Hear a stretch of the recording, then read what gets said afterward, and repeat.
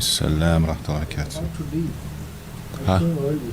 7:15. Oh, Hey, don't you have like a website? Not Instagram, like a website. no. Can I text you? Yeah. Or live? Yeah.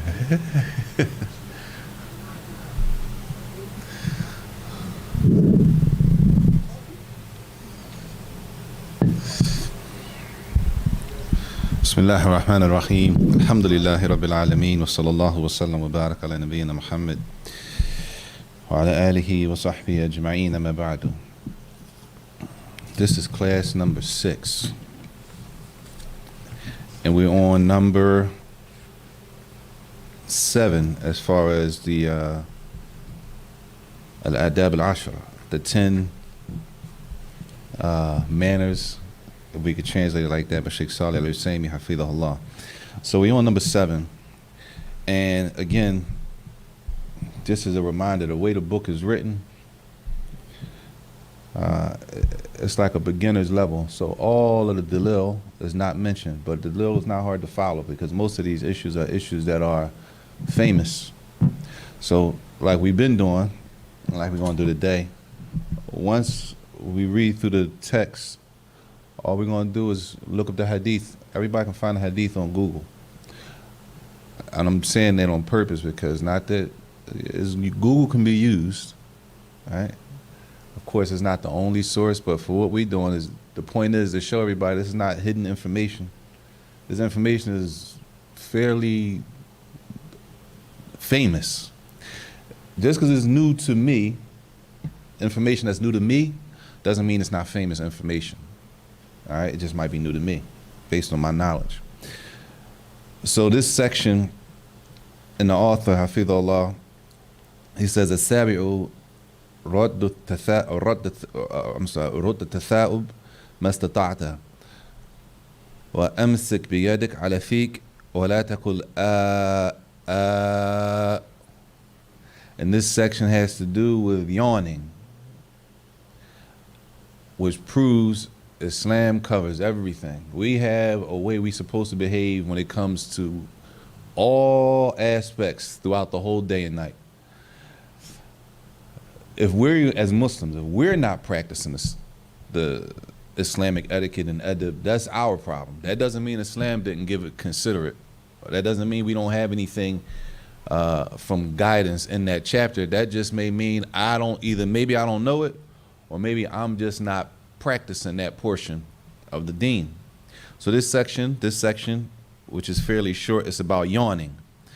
And it says, number 7, from adab, from good manners, is ruddat tatha'ub, is to, as much as you're possible, to hold back your yawn as much as you can. Right? Now before we even go any further, right? We just talking about generally. When it comes to yawning,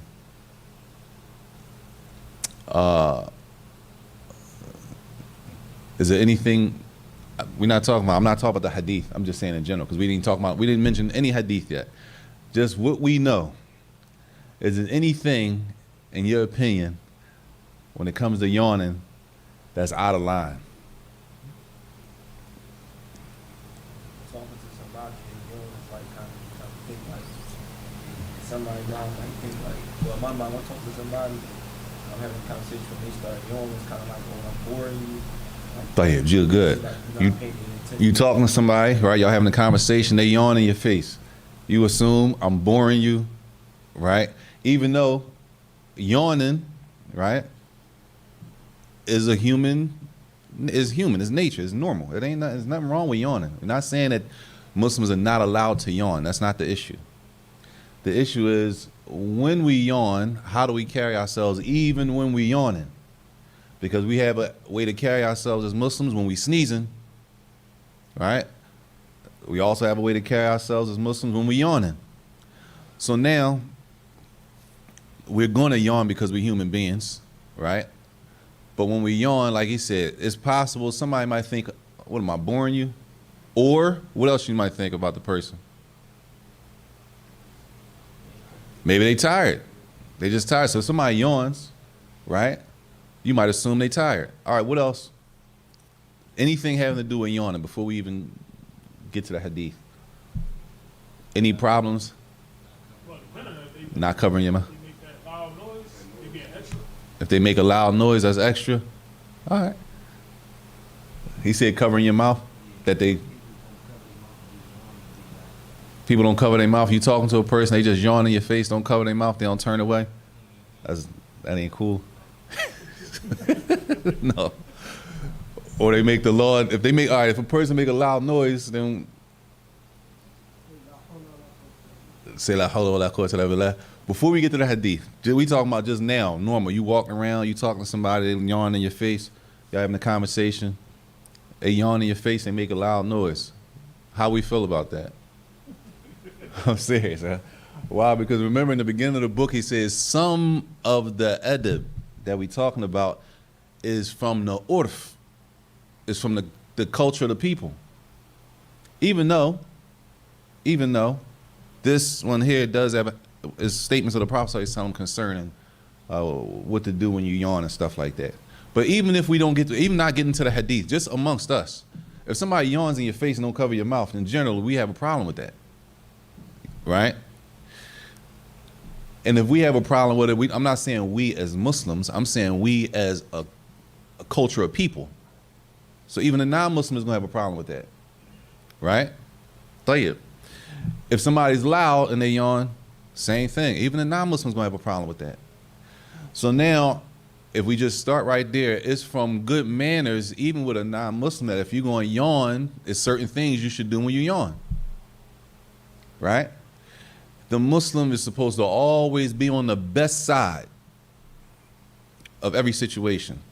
So if yawning in our culture is not acceptable to be loud, right? It's not acceptable to be not covering your mouth. That's looked at like, yo, you ain't cover your mouth. You yawn in my face, you ain't, right?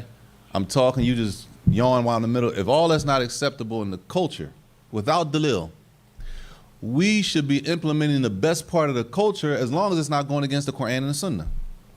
Meaning, if there was a hadith that said, when you yawn, make sure you're loud, for example, right? And then the people where we from, they say, no, don't be loud when you yawn. We're going to say, no, the hadith says be loud, so we're going to do it that. Everybody with me? But that's not what's going on. What's going on is even right now, with no hadith or anything, right now amongst our people, right? Yawning loud is like, come on, you all right? Right? That's looked at it like, dang, right? Not covering your mouth. That's looked at some type of way. So in that case, we should still be practicing the better side of that issue, if that makes sense. Tayyib. This issue here is, the first thing says, and if you want to look at the hadith right now, all you got to do is type in hadith on yawning, and it's going to pop right up where he got this from. It says, number one, the first thing he says, that you should hold back the yawn as much as possible, right? Meaning, you have to yawn.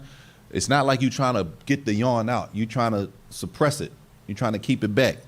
Are you going to yawn? Just so we clear. We human, y'all. We yawn. We not. Islam doesn't say you can't yawn. But when we yawn, what we supposed to do? Scream out, stretch in front of a person while they having a conversation? No, it's a certain way. Brothers and sisters. It's not just for the men. For the Muslim.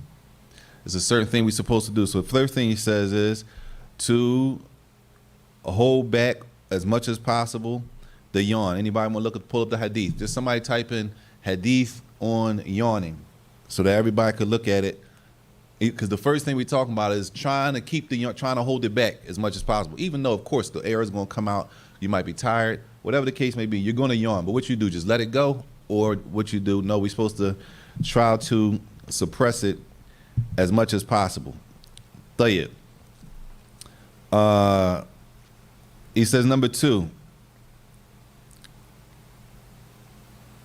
وَأَمْسِكْ بِيَدِكْ عَلَى فِيكْ. He says that you should take your hand and cover your mouth when you're yawning. You should take your hand and cover your mouth when you're yawning, right? Which is, even without a hadith, that's respectable.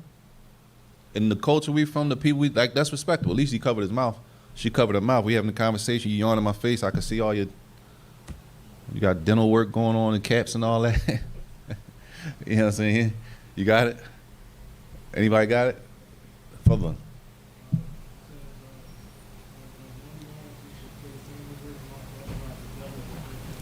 It says, hold on, who's the hadith narrated by?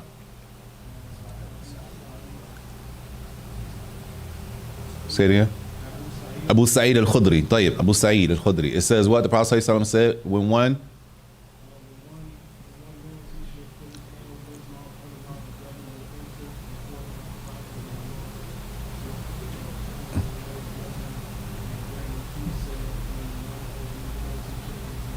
طيب, it's more than one hadith. It says when one yawns, he should put his hand over his mouth. The Shaykh in this, the way he wrote it, he didn't mention a hadith. He just says that adab, from adab as a Muslim, is you should cover your mouth with your hand. Based on the hadith, and there's more than one hadith. طيب. Now the question is, what does that look like? How you cover your mouth? How? Cover your mouth how? What's my options of covering my mouth?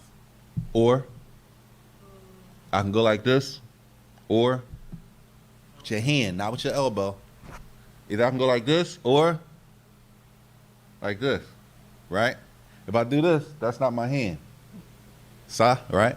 طيب, which one is more appropriate? To cover with the inside of my hand or the outside? This is the outside, and this is the inside. Just so this, they call this the batin, the kef, or the inside. The outside. The outside. طيب. Salam alaykum. طيب, that's the next discussion he has. He says, number one, of course we know the hadith says covering the mouth. It doesn't say how though. The hadith that he read just doesn't say how to cover your mouth. It meaning, I don't know that the hadith says the inside or the outside. So now he says, it depends on the situation. Oh, I'm sorry. Before we get there, we got another option when covering the mouth with the hand. We saying the inside of the hand, right? Or the outside of the hand. And what's the next option? No, we definitely gonna do it, inshallah. It's from edib to cover the mouth with the hand when you yawn. Inside, outside, or no, not a fist. Fist, no. Even though we do that, fist. Remember, y'all, the hadith says cover with the hand. All right. I'm not saying the fist is not the hand. Right hand, you cover them out with your right hand or your left hand? The right hand? Tayyib. Anybody else? The left? If you sneeze, we're not talking about sneezing now. Or you think it would be the same? Tayyib. So those are the two issues. When we cover our mouths, should we use the right hand or the left hand? Should we use the inside of the hand or the outside of the hand? So he says, number one, when it comes to the hands, you should use what is appropriate for every situation, based on you, based on the individual. So he says, فَإِنْ كَانَ الْفَمُ مُطَيِّبًا لَيْسَتْ فِيهِ رَائِحَةٌ كَرِيهَةٌ. Right? He said, if, as regarding your mouth, right? In basic terms, if your mouth doesn't have a foul smell, if your breath doesn't stink, if your breath doesn't stink, you might have just had a Tic Tac, you might have had some gum, you might just brush your teeth, you might have had mouthwash, right? He says if that's the case, right, then the person should use which hand? Huh? What's the left usually for? Let's get there first. Cleaning. The left is usually for cleaning, for istinja. طيب. The mouth is clean already. So what hand should I use? The right. So you should use the right in that case, right? He says, وَإِنْ كَانَ يَخْرُجْ مِنْهُ لِعِلَّةٍ. He said, but if it's the opposite, you might have just ate some food, it might have some type of smell to it, right? He says, if that's the case, then the person should use their left hand. So that's going to depend. Now we think all this, y'all, that means you actually, you know how fast you yawn, right? Yawns come up just like that, you know.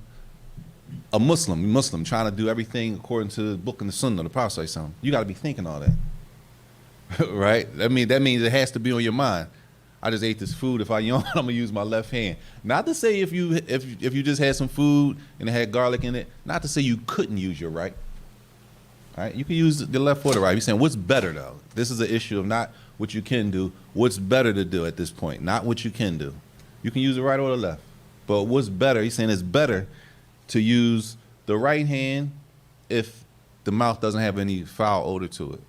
And if it does have some type of odor, then you should use the left hand. That's what he's saying. That's why he says, ma yunasib al-hal, depending on the situation. Because some people are going to say, right? Some people are going to say, well, when you sneeze, you use your left hand, so you should probably use your left for that. Right? And make it like that. But we're going to say, it all depends. Right? When I sneeze in general, I could be kind of like spitting into my hand. Right? Which means if I sneeze into my right hand, then I go shake somebody's hand, that's a problem. Right? When you yawn, generally you're not, it's air. Not even liquid, it's air. طيب. So that's the first issue. So the right, do I use the right or left when I cover my mouth when I yawn? It depends. What we do, and the ulama do this a lot of things are not black and white like we would want them to be. If it's black and white, if everything is black and white, that makes it a lot more what? Huh? Easier. Choose A or B. Right? It's a lot of things that's not black and white. So you might ask a question and say, it depends. Oh man, that's clear. Everything clear. Everything clear. If it's clear, why is all this detail in all these books? It depends. Some of the ulama say this, some say that. They don't all agree. If everything was one statement, that means everybody agrees on that already. We're not even having that conversation. Right? So after that, he says the next issue is not the right or the left hand, but the inside of the hand or the outside of the hand. So he says was more complete in that issue. And they call it the vahir. And not that they said it's better to use better. What's better mean? It's not obligatory. It's preferred. Meaning, what if I use the inside of my hand? Nothing wrong with it. And I'm making sure we understand because we got to be clear about words. If a scholar says al-afdal, the better thing to do is this, that doesn't mean you can't do it the other way. Because we're going to say, well, the Sheikh said you got to do it, it's better to do it like this. Okay. Afdal meaning we could do it it's two ways to do it. It's better to do it this way. Maybe it's easier for you to do it the way that he's saying, and it's a little bit more difficult for the next person. Right? So, like he said, it's not obligatory to use that side, but it's better. And he's going to give the reasoning why. He says, so it's better to use the outside of the hand, not the inside. Right? What's the problem?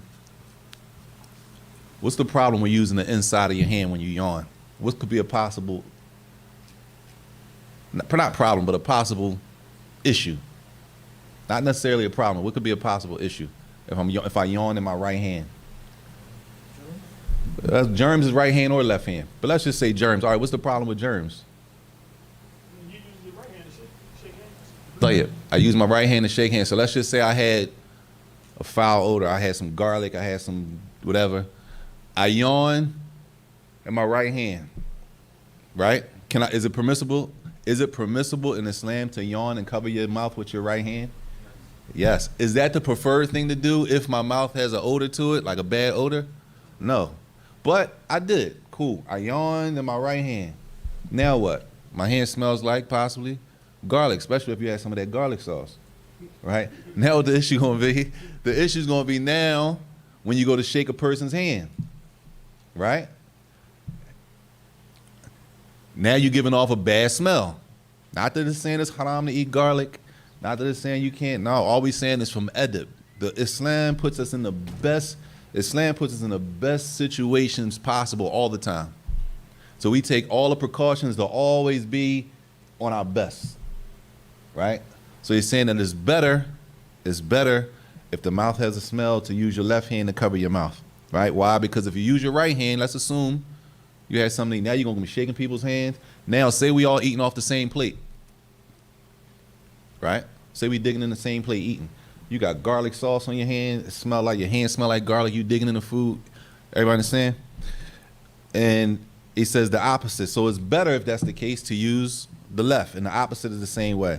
He said, and if there is a smell, you should use the left. right? You shouldn't use the right. You should use the left if your mouth has a smell. I hope that's clear. طيب, the last issue here, he says, وَلَا تَقُولْ, and it's three things here. The first thing he mentioned was that you should try to hold back the yawn. Even though we're human, we're going to yawn. But that doesn't mean we like trying to like see who can do the loudest yawn. Right? We're trying to hold it back. The second thing is cover the mouth, cover our mouths when we yawn. And the third thing is when we yawn, that we don't make a loud noise. In one hadith it says, ha, whatever noise we make. And this hadith says, we don't make a loud noise when we yawn. Is it possible, y'all? You leave right here, right now today, go home, sit down on the couch, yawn and make a loud noise? That's possible. We human.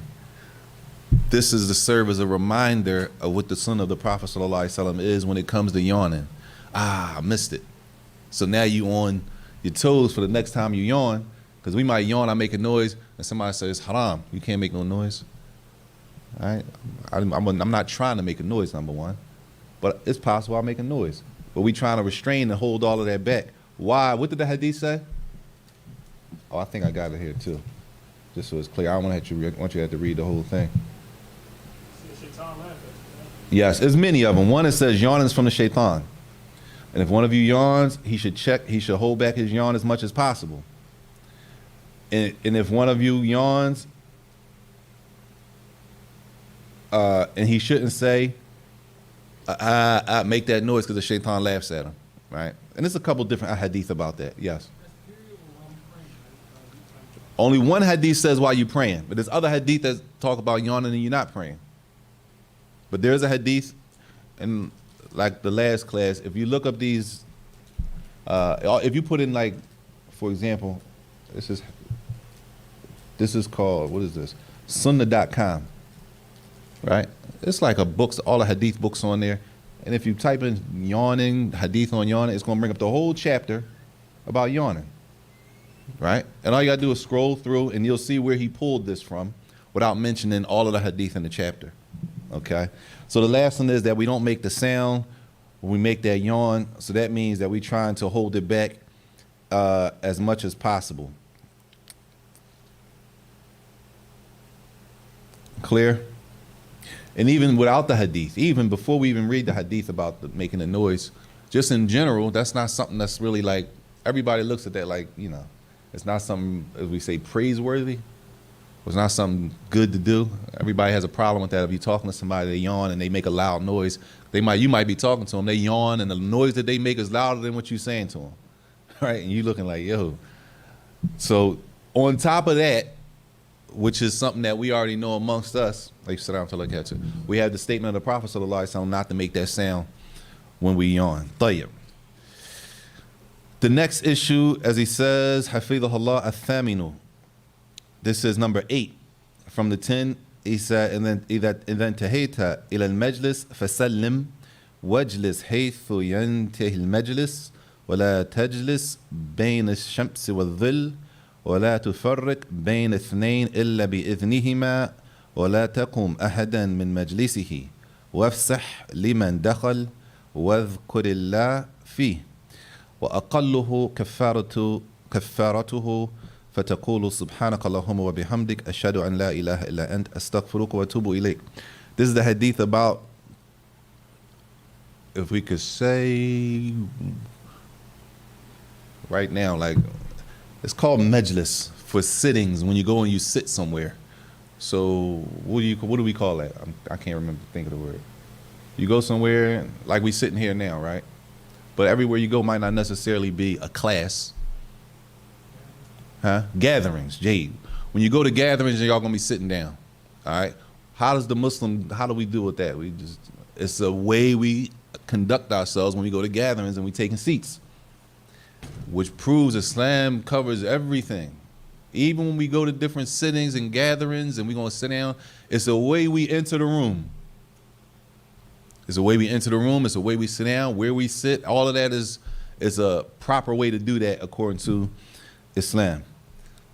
So this comes under adab al-majlis, the manners when it comes to gatherings. sometimes it's translated as sittings. Majlis is literally is sittings. But we talking about gatherings. You go to gatherings and you sit down. So the first thing he says that, what's the first thing you should do when you go in the gathering? Jade, speak. More specific than speaking, give salams. Right? Now, the next issue is, just for us, we might go to a gathering and what? Everybody not Muslim. Or it's no Muslims in there. So what do we do then? Jade.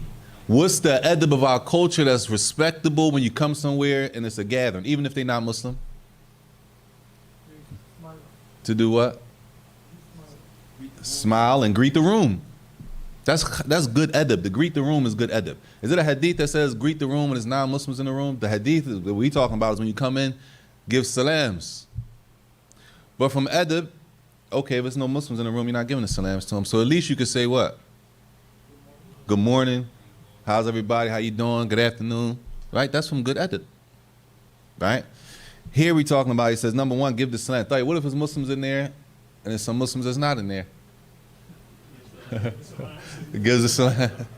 You can give a salam to the Muslims. There's Muslims in there. You can give a salam to the Muslims. Say, Assalamu alaikum. Good morning, everybody.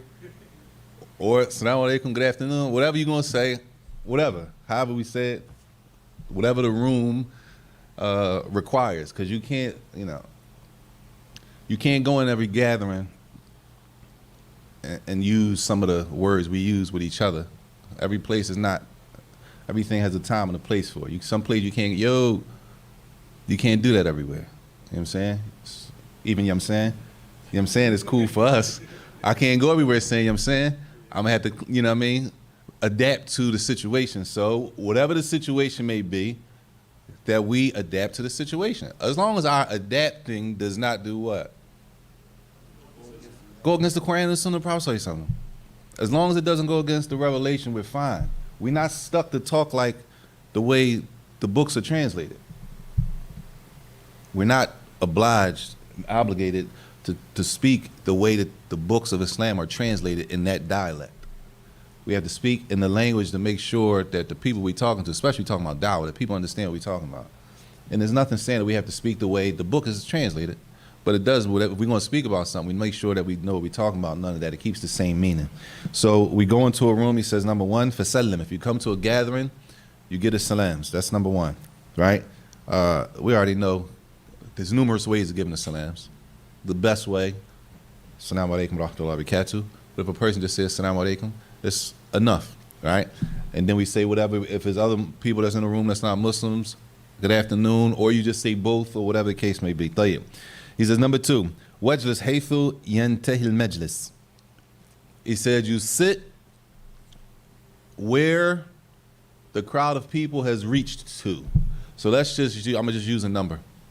You go into a room, they're not sitting on the floor like we do here. It's rows of chairs, right? You come in and you sit, for example, they done already filled up the first 3 rows. You sit where? They sit down for like that. You sit in the 4th row. That's where you came, you're late, number one. That's the benefit, as a brother said. That's the benefit of being late. Generally, y'all, what's the best spot in the room? The front. We've been trained and conditioned to sit far away, a lot of us. We've been trained to sit in the back of the room, sit the furthest away. That's right.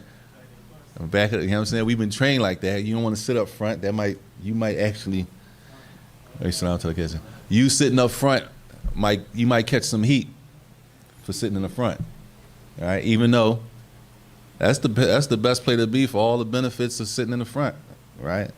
You go sit and learn from the scholars of Islam. Nobody goes to the scholars, to the classes with scholars of Islam. Nobody goes there and intentionally sits at the back of the row. Everybody's trying to get all the way up front. Everybody's trying to get as close to the sheikh as possible. Why? Number one, you're going to be able to hear better. Right? There's no telling who's walking by. The further you are, the more distractions you got back there. Right? It's more likely that the sheikh is going to look you in the eye answer your question and deal with you than they are the people further back.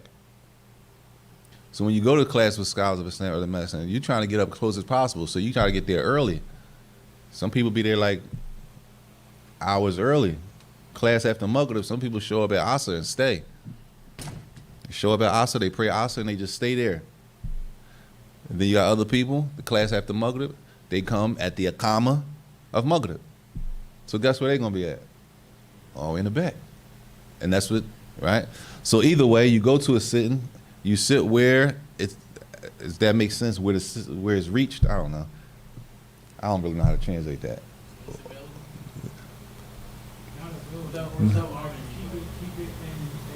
Keep it in unison. If the people filled up 3 rows, you in the 4th row. That's where you reach. That's your spot. That's what you got, right? That's what you earned. The time you got there that's the spot you earned, right? Tayyib. And of course, it's exceptions. Tayyib. So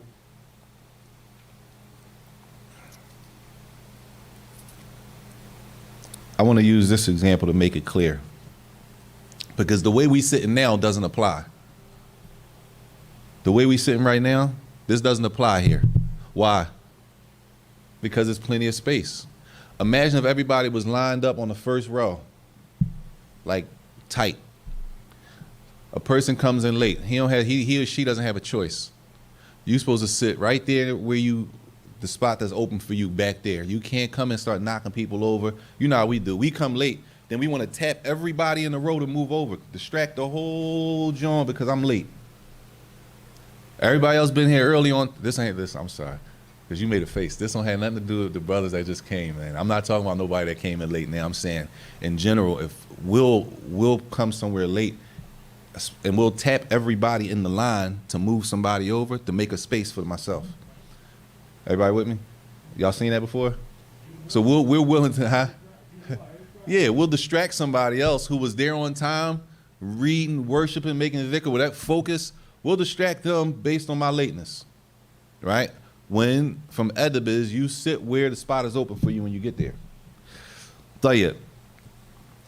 He says after that, that was number 2, that you sit where, let's say, not what's available, in unison, let's say. Tayyib. He says again, if the sitting is like we're sitting now, it doesn't apply. So if somebody came in right now, because Abdulaziz is sitting right there, nobody has to sit in back of Abdulaziz. All the space up here. This sitting doesn't apply when it's separate, when everybody's spread out like this. Tayyib.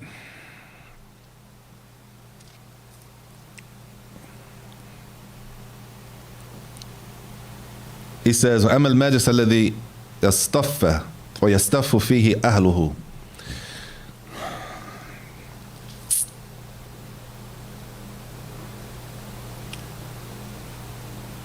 طيب خلاص, that's the same. طيب, number 3. He says, ولا تجلس بين الشمس والظل. Don't sit halfway in the sun and halfway in the shade. Don't sit halfway in the sun and halfway in the shade. You know, sometimes the sun is coming through the window, right? And it's possible that you sit and half of your body is in the sun and half of your body is in the shade. Anybody ever do that? We're not talking about you were sitting there in the sun, and as time that you were sitting there, the sun is setting, and then next thing you look up, we're not talking about that. Don't go sit intentionally in the middle of the sun, or I'm sorry, where if the sun is coming through the window, you don't go sit in the middle of the sun in the shade. Why? Does anybody know? All you gotta do is Google hadith on sitting in the sun and shade and see what comes up.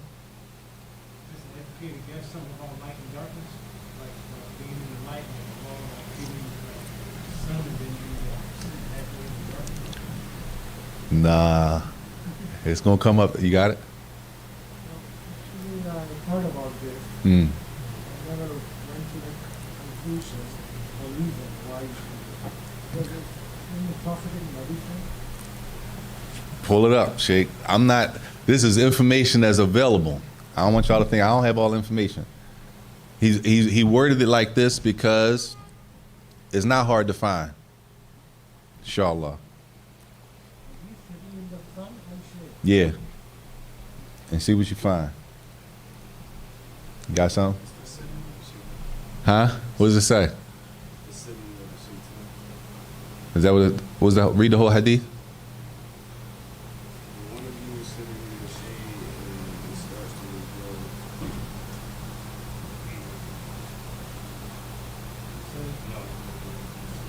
If one of you was sitting, hold on, let me see. And man, I'm sorry, y'all, I can't read off the screen like this. Wait, so now it's like this. What is that? You got it? Somebody put something. Tayyib. Where's the hadith at? Abu Huraira reported. Read it again, I'm sorry, so I can repeat after you. The Prophet ﷺ, he prohibited that one sit between the sunlight and the shade. And he said to sit like that is the sitting of the shaitan. All right? He didn't bring the hadith and all. He just said don't sit in the sun and the shade based on that hadith. Everybody see how it goes? So when you read books like that and it's kind of like it's laid out like a list almost, it doesn't mean that there's no proof for it. It means that the book was written like that intentionally based on other dalil that's just not mentioned for the sake of keeping the book short, concise, to the point. The dalil is probably famous and already known for the crowd that they're speaking to, yes. Is this hadith sahih or da'if? Where's the hadith? It's Abu Dawud, Imam Abu Dawud and Ahmed, and then you have Sahih Bukhari and Muslim. No, I got Muslim Ahmad. Musnad of Ahmed? Yeah. Okay, so what are you saying? If it's a Musnad of Ahmed, what do you mean? Is it sahih or weak? No, I'm asking. Yeah. I don't know, because actually in the internet, Yeah. there are a lot of things. So you have to be careful. That's not hard to find out either. I'm gonna give y'all this just to be clear. If it's in, all you have to do is write this. The same hadith. Is this hadith weak? In Google, next to the same thing you type. And I'm doing this intentionally. Some of this information you're able to get to. But you might come to a point and you find a hadith where it says, Sheikh Al-Albani said this hadith is authentic. Right? You ever read that? What's the benefit of putting that there? No, that's been checked. Know that it's been checked. Okay. But I don't Hold on. I don't trust, like, when some people say that, I don't just trust them. I need to see that multiple times before I say that his word is word. Tayyib. It says the hadith, for example, it says this hadith can be found in the Sunan of Abu Dawud, right? One of the 6 books of hadith, right? Then next to it, it might say that declared authentic by Al-Albani, rahimahullah.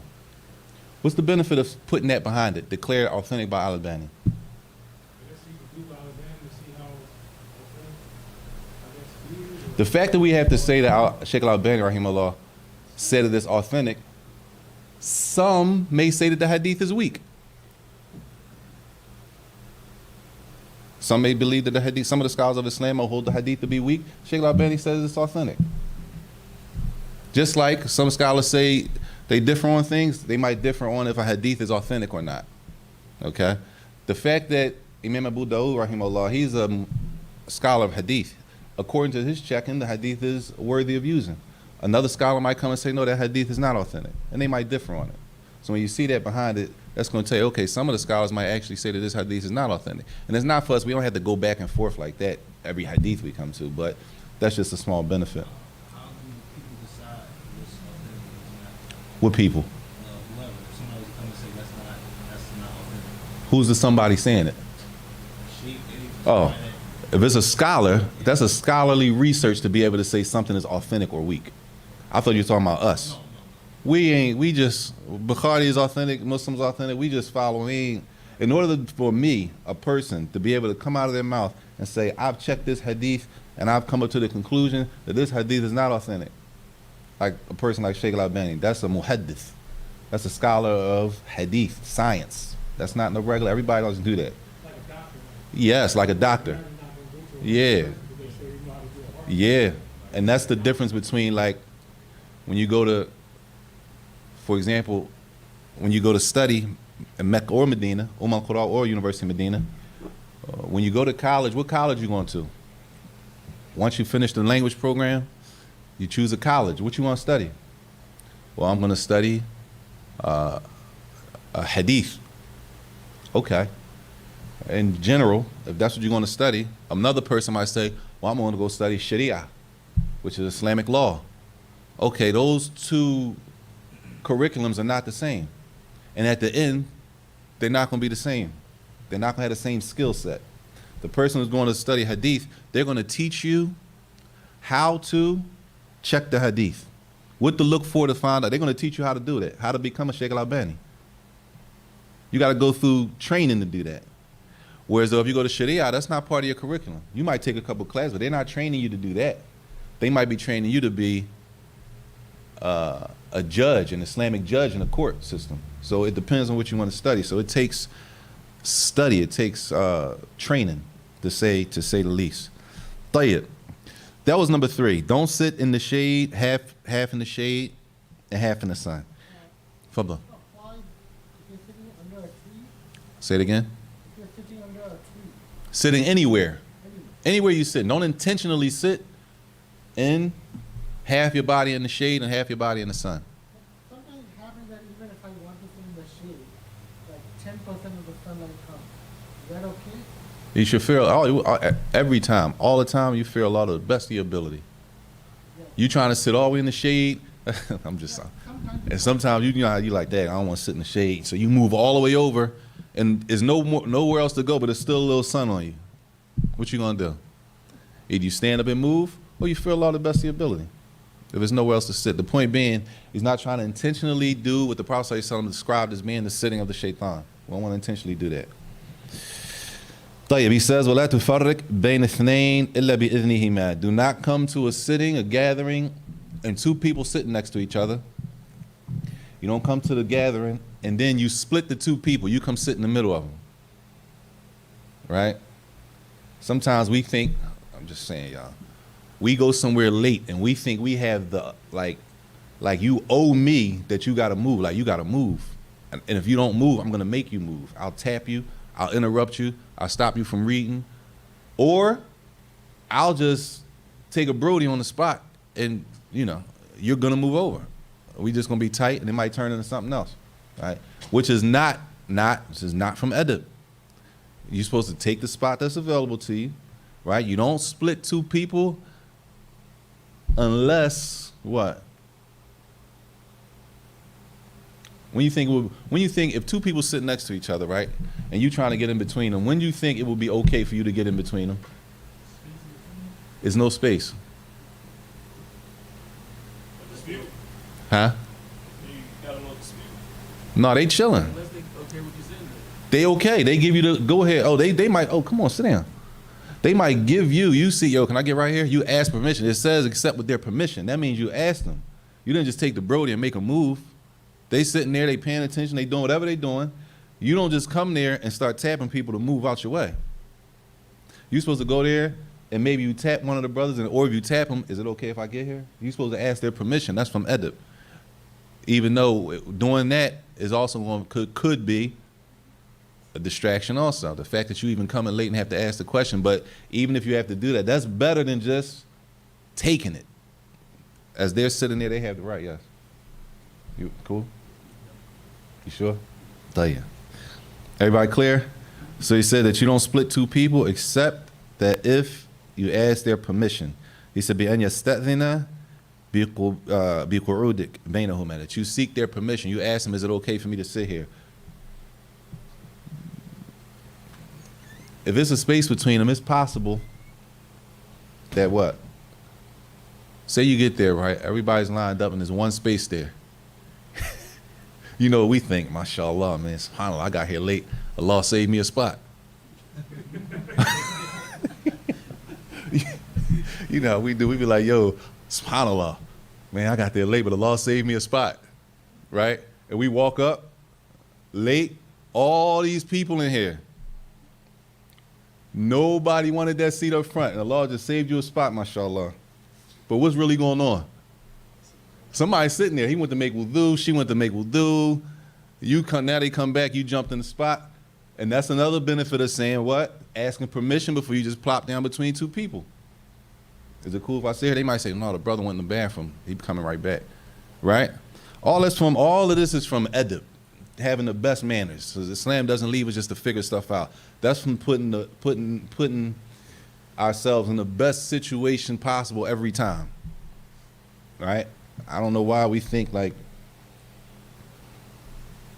somebody owes us a spot. Like you got there late, now you owe me, you gotta move. And if you don't move, we suck our teeth and just be like, Lord. So when I go down in the sajda, he's gonna have to move anyway. Take a Brody, right? That's not from edib. Tayyib, a person gonna say, what am I supposed to do in Jummah if you're not supposed to talk? What you supposed to do? Find your spot in unison. Find a spot that's already open. You don't have to talk. As far as trying to take people's spots and move up and you come in late and you looking around everybody trying to step over people, now you enter into another one that's not from good edib, which is another situation as far as when you get to Jummah late. Tayyib. Fadl. Suppose in the back, I see one spot fully available between the two rows. Am I allowed to have spot bypass that person, or I still have to wait? If you're in the back end, And I see a lot of people here. I see one spot here, two spots. you mean it's filled up, Yeah. but it's two spots back there. So am I allowed to bypass the other people? Yeah, good. You know how we sitting sometimes, right? And people just not moving up. That's different. We're not talking about people just won't move up and fill in the spaces. You can move up and fill in the space. Apparently they didn't want that spot that was up there, right? We're talking about people that's already filled. It looks like it's filled up. You see one spot. Now you're gonna climb over those 6 rows, tap everybody to get by for you to get that one space that you're not even sure if somebody's sitting there or not. That's what we're talking about. We're not talking about an issue where sometimes, like in Jummah, people just don't move up. So it's plenty of space. Some people choose to sit where they choose to sit, which is fine. But we're talking about if the issue is it's already filled up, that how we supposed to move, then you're supposed to take the spot that's available without distracting the other people. Tayyib, he says, number 5, وَلَا تَقُمْ أَحَدٍ مِنْ مَجْلِسِهِ, that you do not make somebody get up so that you can sit there. You don't make somebody get up so that you can sit there, right? Which sometimes we think we own spots in masjids and stuff like that, because you usually do sit there. But you running late today, and somebody got your spot.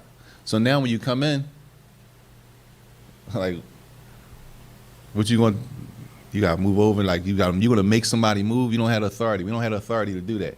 To make somebody get up out of a place that they're sitting in so that I can sit there. Everybody clear? Are there any exceptions for that? Yes. What you mean, if it's an older person? I say it's a younger guy up front. You get up, you let the older guys sit instead of like having to go all the way back. I'm not clear what you mean. Like say somebody 90-year-old grandfather come in and he's back all the way back in, would it be okay if I let him have my spot? No doubt, it's okay. But that's me giving up my spot. We talking about somebody coming and demanding me to give them my spot.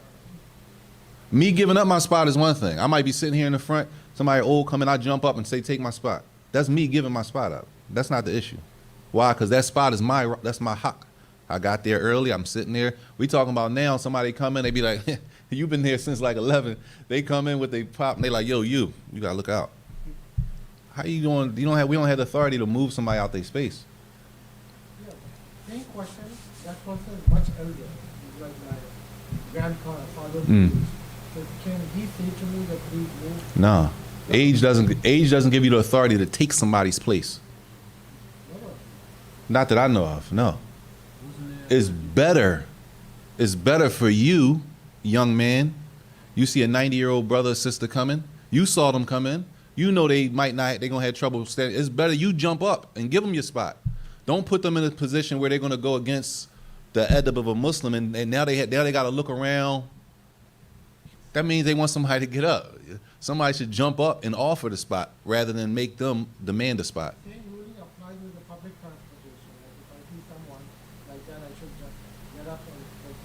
Jade, that's old school. If you on a bus or you on a train, all right, somebody old get on. We sit like now, we sit just like that. They got to go, I ain't. You know what I'm saying? They could just walk by us now. We ain't like, man, back in the day, man, you get up. Your parents will make you get up. Or whoever, stand up. You got to stand up, let them sit down. Right? Is that right or wrong? Heck, I just thought about that.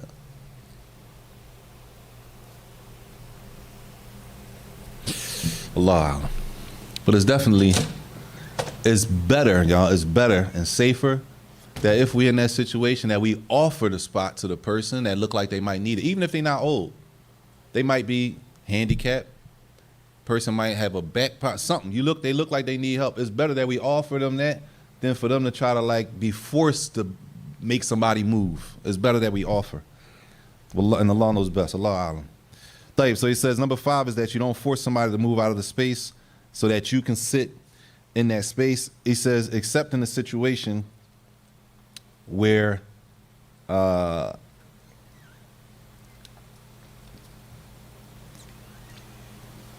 except in a situation where, I'm gonna use this so that it's clear. A situation like this table here. This table is used for a specific purpose. It could be used for other things too. But you come in here on Thursday, the imams get ready to get a I want to be a Muslim class. You was here an hour earlier, you eating the cheesesteak. Here, it's a table. You eating the cheesesteak, you eating the pizza, you reading, whatever, you chilling, right? He's ready to come give his class on Thursday. Does he have the authority to ask you to move? This is an exception, right? Why? Because normally this has there's a reason and a place that this is used for. So in situations like that, he says the exceptions of iftah or iqra or teaching or things like that, with a person who is sitting at that place, that's their spot basically for that use. That's a different situation. But as far as just coming in a general sitting like this and start telling people like, yo, I usually sit under the air because, I get hot quick. So that's my spot. So you come and put your bag down and kind of like Brody, as we say. You just Brody. You're going to make them move. That's not from good adab. Tayyib. Number 6 is based on Surah Al-Mujadala, verse number 11. I think that's number... Mujadala is number, I forgot what number that is. But y'all might want to pull a verse up. Surah Al-Mujadala, verse number 11. And this is kind of like the opposite of what we were just talking about. He says, وَافْسَحْ لِمَنْ دَخَلْ. When you're already there and people come in, that you do what? Make space. We initiate making space. Don't wait for somebody to try to point you out. Make space. Sometimes, I don't know why. Sometimes on Juma, I don't know why people just don't want to move. Like, there's no room for the other brothers and sisters to get in. Brothers, can you move up? They be like they don't want to move. Now, if you don't want to move, don't be mad when somebody comes and moves in front of you. You know what I'm saying? 58, sort of 58, verse number 11. To do what? Make space. When people come in, that you automatically make space. This way they don't have to ask. They don't have to tap you. They don't have to ask anybody's permission. They don't have to tell somebody to move, that you already make space. It says, al-ifsahu, to make space. Allah says, Ya ayyuhalladhina amanu, idha qila lakum tafassahu fil majalisi fafsahu yafsahillahu lakum. O you who believe, if it is said to you, make space when you in your gatherings, make space, right? And what does it say at the end of the verse? Allah will make space for you. Allah will make space for you. Tayyib. What does that mean, Allah will make space for you? Huh? In paradise? One of the meanings he says here is that, he says there's 2 meanings, he says, there's 2 meanings. When people come in, make space, Allah's gonna make space for you. Meaning, Allah, if you make space, Allah's gonna make sure that it's comfortable for everybody. If you make space for the brothers and sisters that got there late, not that I'm gonna penalize you. I'm gonna make you feel the heat for being late, so I'm not moving. So make you uncomfortable. I'm comfortable, you're uncomfortable. I'm gonna make sure you're uncomfortable because you got no. You come in, somebody comes in, make space. And Allah's going to make space. Allah's going to make sure that everybody's comfortable based on us taking the initiative to make our brothers and sisters comfortable, even though they came late. He said that's one meaning. He says the other meaning is that Allah will make the sitting a sitting that is comfortable, not physically. We still might be tight, but as we say, the vibe is a comfortable vibe based on us doing what? When you make space for your brother, your sister, what are you really doing? You thinking of them, and you really looking out. You helping your brother, your sister, so that they can have a spot, sit, benefit from the same thing you benefiting from. So he says if we do that, the law is going to make sure that the vibe, if we could use that word, is a vibe that is comfortable for everybody. Tayyib.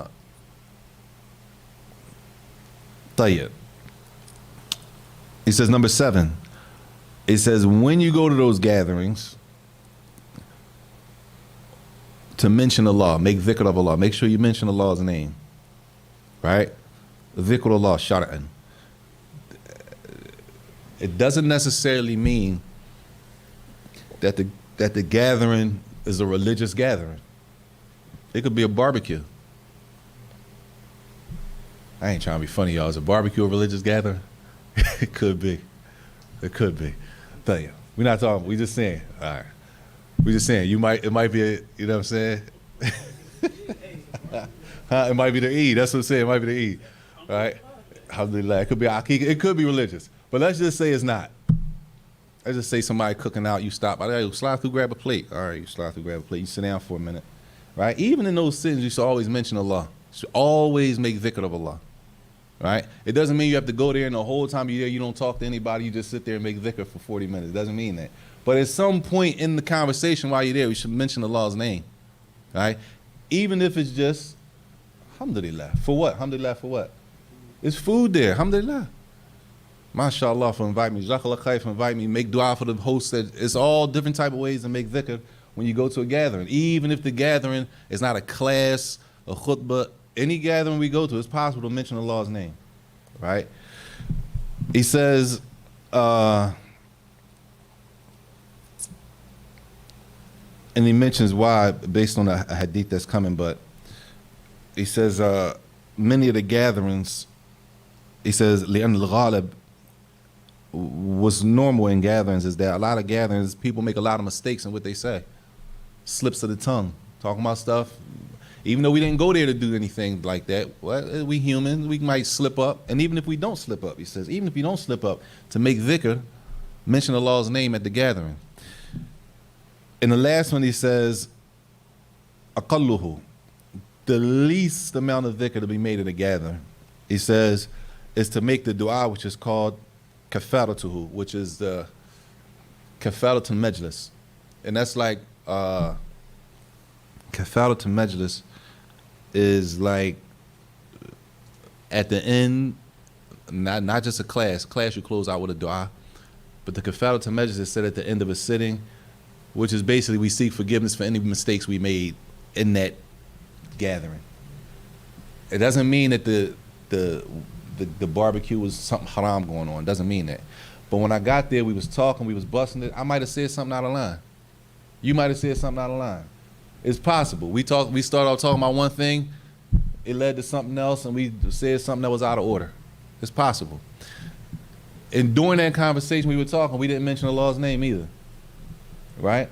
So he says the least you should do is before you leave, you make what's called kafaratul majlis, which is the statement that he made at the end, Subhanakallahumma wa bihamdik, ashhadu an la ilaha illa ant, astaghfiruka wa atubu ilayk, which is Subhanakallahumma wa bihamdik.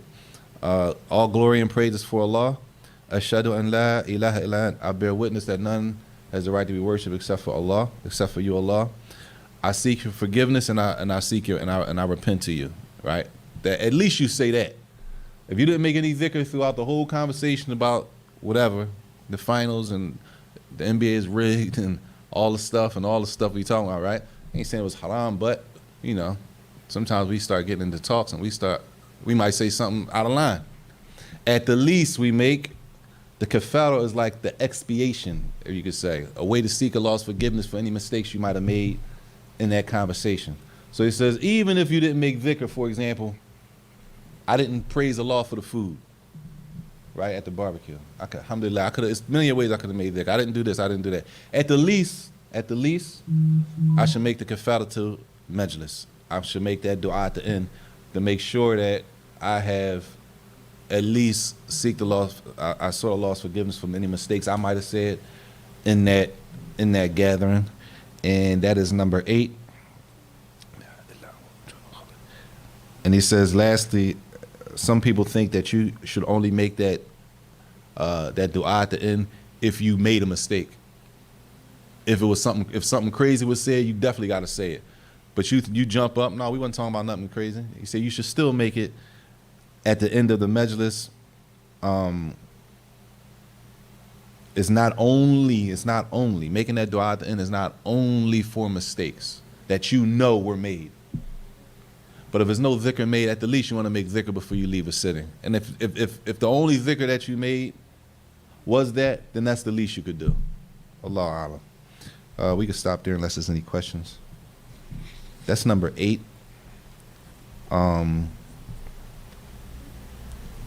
It's 2 more. And next week, Wednesday is their Eid, so it's no class Wednesday. So the following Wednesday, oh, what's the day? Oh, the day's Sunday. I'm tripping. My bad.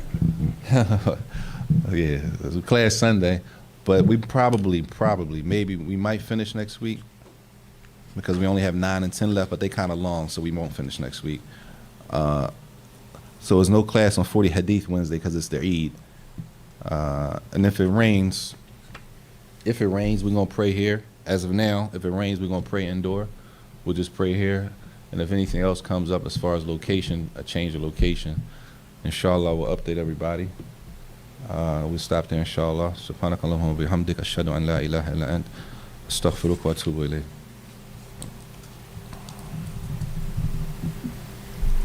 Is that there?